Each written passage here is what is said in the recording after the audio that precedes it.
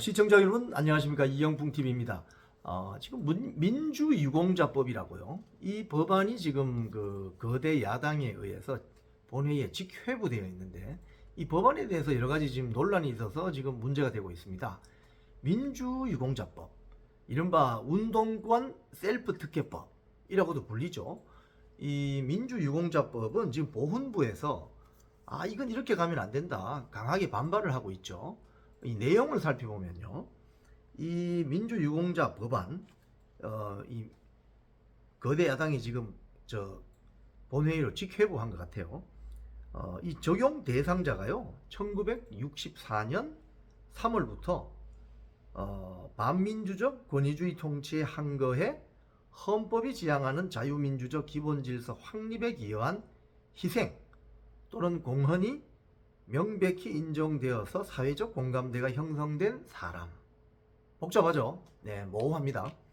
자, 보훈부가 지금 문제 삼는 부분은 이 개념 규정이 너무 모호하고 알기 어렵게 되어 있다는 거예요. 지금 가령 이런 겁니다. 헌법이 지향하는 자유민주적 기본질서 확립. 너무 광범위하죠. 그래서 그렇지 않은 사람들도 여기 포함될 수 있는 소지가 있는 거죠. 또 사회적 공감대 형성, 이런 용어 등으로 모호하고 불명확한 용어로 민주유공자를 규정하고 있다. 그럼 심사가 혼란이 되겠죠. 어떤 사람은 될 수도 있고 안 될 수도 있고, 그죠? 또 이 사람은 정말 되어서는 안 되는데 포함시키는 경우도 있겠고, 그럴 수가 있지 않습니까? 자, 그래서 이 법안 적용 대상에 독재 정권 반대운동, 교육 언론 노동운동, 부산 동의대, 서울대 프락치, 난민전 등 민주화 운동 관련자 명예회복 및 보상 등에 관한 법률에서 인정한 다양한 사건이 포함되어 있다고 합니다. 그래서 지금 논란이 있습니다. 근데 이제 이 심사 기준이 법률에 명확히 규정되어 있지 않아서 이것도 논란이라고 하네요. 이런 지금 논란이 있는 법안이에요. 이 법안이 운동권 셀프 특혜법, 민주유공자법. 근데 이 보훈부는 이제 며칠 전에 이 대통령실에서 이 법안에 대해서 거부권을 행사해야 된다 이렇게 이야기를 하고 있습니다. 자, 이런 가운데요, 대한연대 그 민경우 씨라고 지금 시민단체 길 상임 대표입니다. 민경우 대표가 칼럼을 하나 썼습니다.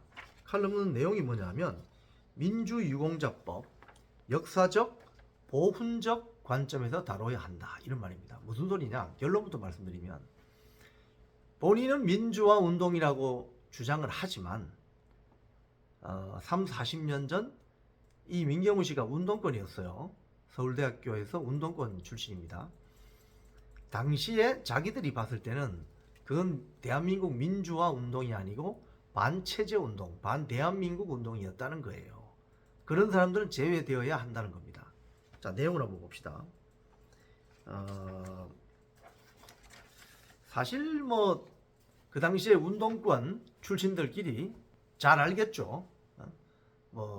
어느 정도 투쟁 수위가 있고 그 조직 내에 또 쉽게 이야기하면 서열도 있습니다. 원래 공산당 조직, 투쟁 조직은 서열이 있죠. 당 서열, 매뒤 이런 것들이 있죠. 민경우 씨가 당시에 굉장히 서열이 높은 사람이었습니다. 이런 알려진 바에 따르면.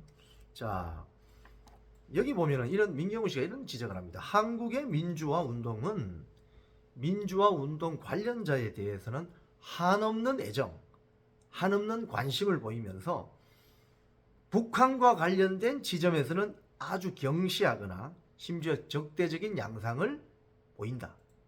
왜 그럴까요? 종북 주사파니까. 김일성 주체사상 신봉하는 사람들이었으니까. 그래서 한국의 민주화 운동이 개인의 인권을 신장하고 언론 자유를 쟁취해내는 어떤 방식의 영국과 미국식의 영미식 자유민주주의가 아니라 소련이나 북한에 그것을 차용해서 진행되었기 때문이다. 이렇게 풀이를 하고 있습니다. 제가 볼 때 아주 적확한 표현인데요. 본인의 이제 경험을 이야기하는 거죠. 우리나라 민주화 운동에도 그런 잔재가 강하게 남아 있는데 1987년 6월이죠. 87년 6월에 그 대통령 직선제를 주장하는 어떤 그런 민주화 운동 당시에 그 당시의 학생 운동은 마르크스 레닌 주의나 주체 사상의 기초에서 반독재 투쟁을 했다는 거예요. 마르크스 레닌주의로 흐르게 되면 피플 데모크러시, 민중민주주의로 가게 되고요. 김일성 주체사상으로 가게 되면 내셔널 리버티, 민족 해방 계열로 가게 되는 거죠. 근데 지금 결과적으로 운동권의 주류는 내셔널 리버티, NL계, 내셔널 리버티라고 민족 해방 계열, 김일성 주사파 운동하는 사람들, 그 사람들이 운동권의 다수가 되고 주류가 되었죠. 자, 그런데 이런 문제들이 있기 때문에 어떤 결과가 나오느냐, 이걸 민경우 대표가 이야기합니다. 첫 번째, 반독재 투쟁을 하면서도 급진주의와 강하게 연결되어 있었다. 이를테면 전대엽 일기 의장 이인영은 학생회장이었지만, 당시 고려대 학생회장이었지만 동시에 주사파 혁명 조직인 반미청년회의의 일원이었다. 그러니까 민주화 운동을 하는 것으로 포장이 되어 있지만 그 사람들이 이런 세력이 갖고 있던 사상의 근저에는 김일성 장군을 사랑하고 흠모하는 종북 주사파들의 운동이었다 이거예요. 그럼 뭐예요 이게? 민주화 운동이에요? 민주화 운동으로 포장이 되어 있지만 반대한민국 운동이죠. 이런 사람들에게 민주유공자법을 적용해서 온갖 특혜를 주면 됩니까? 안 됩니까? 안 되는 거죠. 이야기를 하고 있는 겁니다. 자, 두 번째로 이 민경우 씨가 1987년 서울대 총학생회장의 경우, 그 당시 증언이죠. 확실한. 당시 있었으니까. 1학기, 2학기 총학생회장 모두 주사파, 단과대학 학생회장이 모두 주사파였다는 거예요. NL계가 장악했죠. 당시 그 전국의 주요 국립대, 제가 다녔던 부산에 있는 국립대, 부산대도 NL계 주사파들이 장악했었죠. 학생운동을. 과격합니다. 자, 두 번째도 봅시다. 넓게 보면 민주화 운동을 했다고 분류되지만 내용상으로 보면, 좀 들어가서 내용상으로 보면 민주 헌정, 직선제를 부정하고 사회주의 혁명을 했던 사람들이 부지기수였다. 이런 사람들은 민주화 운동 관련자로 구분하기 어렵다. 자, 그리고 세 번째, 넓게 봐서는 민주화 운동으로 분류가 되는데 사실상 내용을 까보면 친북 통일, 반미 운동을 한 경우가 대부분이다.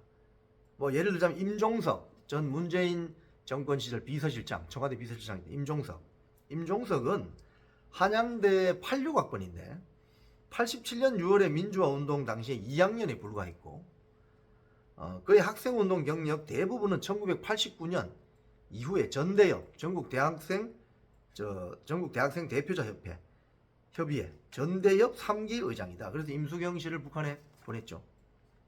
이런 식이라는 거예요.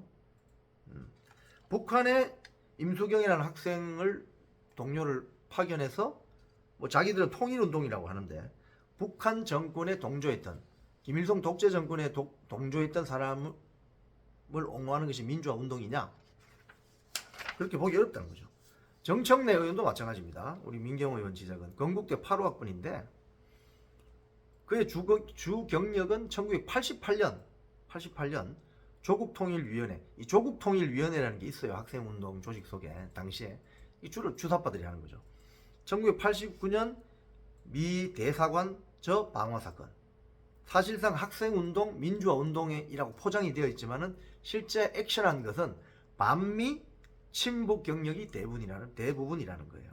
따라서 민주화운동 관련 문제를 역사적이고 보훈적 관점에서 다룬다면은 민주화운동 뒤에 숨어있는 인민민주주의적 잔재를 걷어내기 위해서라도 다소 엄격하게 분리해야 된다. 심사해야 된다. 이런 말입니다. 자, 당시는 반미운동, 양키고음이라고 했습니다. 그때 학생운동 구호가 반전반핵 양키고음이었어요. 그런데 어느 순간 반전반핵이라는 용어는 사라졌어요. 왜? 북한이 핵을 개발했으니까. 양키고음 막 외치고 있죠. 반전반핵. 그거 누가 시켰어요? 생각해 보세요. 야, 지금 반전반핵이라는 이야기 하면 안 돼. 왜? 북한이 핵을 개발했으니까. 민주화 운동으로 포장되어 있지만 사실상 반대한민국, 대한민국의 정체성을 부정하고 엎으려고 했던 인민민주주의적인 급진혁명 운동을 했다면 이 사람은 민주유공자법 적용 대상이 돼서는 안 된다는 겁니다. 운동권, 그래서 운동권 셀프 특혜법이라는 이야기가 나옵니다. 여러분 어떻게 생각하십니까? 지금까지 이영풍TV였습니다.